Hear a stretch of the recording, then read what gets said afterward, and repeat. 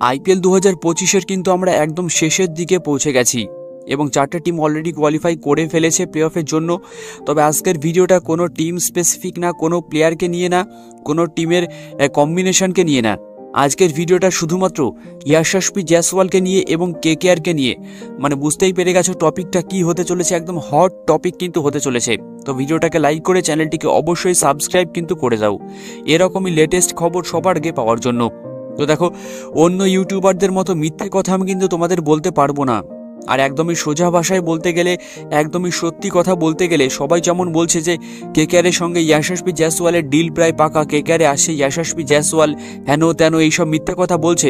তো আমি তোমাদের জানিয়ে দিই বস, এইসব কথায় একদম কান দেওয়ার দরকার নেই। এটা সম্পূর্ণ মিথ্যা কথা, সম্পূর্ণ ফেক একটা রিউমার্স, আর কিচ্ছু না। ইয়াশাস্পি জয়সওয়ালকে কোনো দিনও কিন্তু রাজস্থান রয়্যালস ছাড়বে না। রাজস্থান কি, ও যে টিমেই থাকবে কোনো টিম কিন্তু তাকে এই মুহূর্তে ছাড়বে না। কারণ ইয়াশাস্পি জয়সওয়াল বর্তমানে বিশ্বে ইয়াংস্টারদের মধ্যে one of the top player. ODI, টি20 টেস্ট 3টে ফরম্যাটেরই one of the top player, সেরা ফর্মে রয়েছে, আইপিএলেও ভালো খেলেছে। সুতরাং সে কিন্তু একজন লম্বা রেসের ঘোড়া, যেমন শুভমান গিল, ইয়াশাস্পিও কিন্তু একজন লম্বা রেসের ঘোড়া।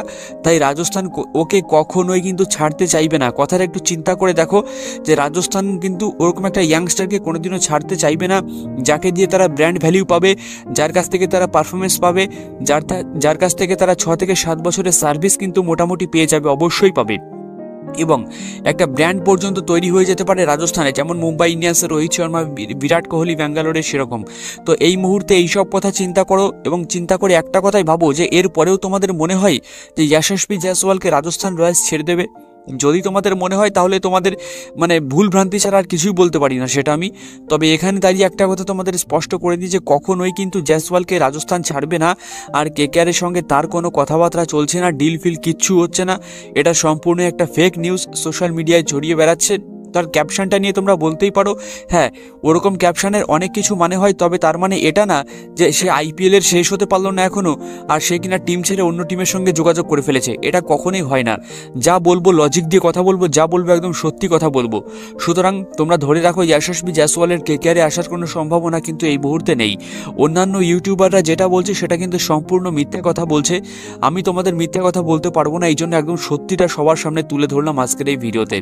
যাই হোক, তো ভিডিওটা কেমন লাগলো অবশ্যই কমেন্টে জানিয়ে, সঙ্গে এরকমই ক্রিকেটের লেটেস্ট কন্টেন্ট পাওয়ার জন্য আমাদের চ্যানেলটিকে সাবস্ক্রাইব করে সঙ্গে থেকো। ধন্যবাদ, দেখা হচ্ছে পরবর্তী ভিডিওতে।